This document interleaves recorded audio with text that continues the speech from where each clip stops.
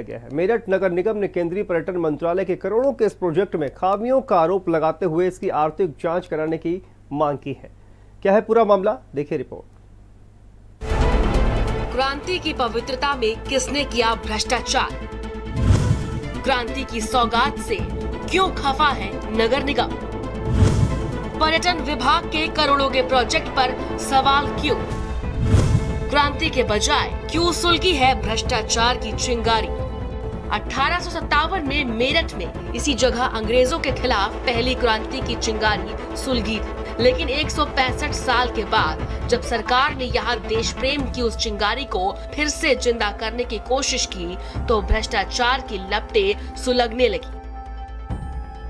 राजकीय स्वतंत्रता संग्राम संग्रहालय में 3 साल पहले बने लाइट एंड साउंड शो को लेकर पर्यटन विभाग और मेरठ नगर निगम अब आमने सामने है। लाइट एंड साउंड शो की जिम्मेदारी उठाने से पहले मेरठ नगर निगम ने प्रोजेक्ट के स्ट्रक्चर की कीमत पर ही सवाल खड़े किए।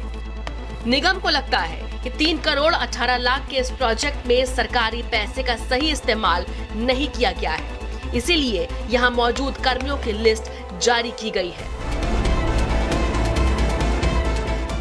ऑडिट की जरूरत इसलिए बनी कि ये बड़ा प्रोजेक्ट है और अगर कोई भी चीज़ उसमें कोई कमी होती, कोई त्रुटि होती है तो उसमें जो कमियां हैं उसको दुरुस्त कर लिया जाएगा। मेरठ के राजकीय स्वतंत्रता संग्राम संग्रहालय में लाइट एंड साउंड शो की शुरुआत मुख्यमंत्री योगी आदित्यनाथ ने पिछले महीने की थी और ये पूरा उसका स्ट्रक्चर है।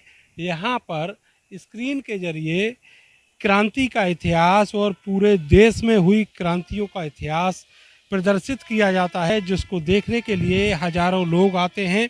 और इसके ठीक सामने ये जो सीढ़ियां बनी हैं, यहाँ पर बैठकर दर्शक इसका आनंद लेते हैं। नगर निगम चाहता है कि किसी बड़ी एजेंसी से इस प्रोजेक्ट का ऑडिट कराया जाए। 3 अफसरों की जांच रिपोर्ट में लिखा गया है कि प्रोजेक्ट में सिंगल फेज साइलेंट जनरेटर नहीं है, कंट्रोल रूम में ठेकेदार ने एयर कंडीशनर नहीं लगाया है, प्रोजेक्ट की स्क्रीन की सुरक्षा के लिए कोई इंतजाम नहीं है, कंट्रोल रूम में 10 लाख के उपकरण हैं जबकि दरवाजे प्लाईवुड के हैं, ऑडियंस के लिए ना तो शेड है ना पंखे और कूलर का इंतजाम किया है, परिसर में लगी 25 एलईडी में से 21 लाइटें खराब पड़ी हैं। इतने बड़े प्रोजेक्ट में रस्म अदायगी के लिए केवल एक सीसीटीवी कैमरा लगा है।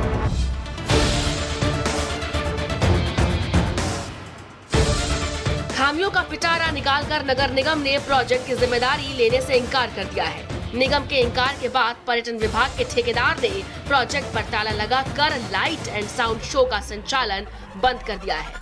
बीते 1 हफ्ते से हजारों लोग यहां आए लेकिन निराश लौट गए।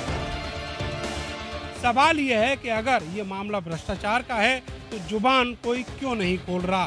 कैमरा सहयोगी सानू के साथ में नरेंद्र, भारत समाचार, मेरठ। और यहाँ पर रुकते हैं एक बहुत छोटे से ब्रेक के लिए। ब्रेक के बाद फौरन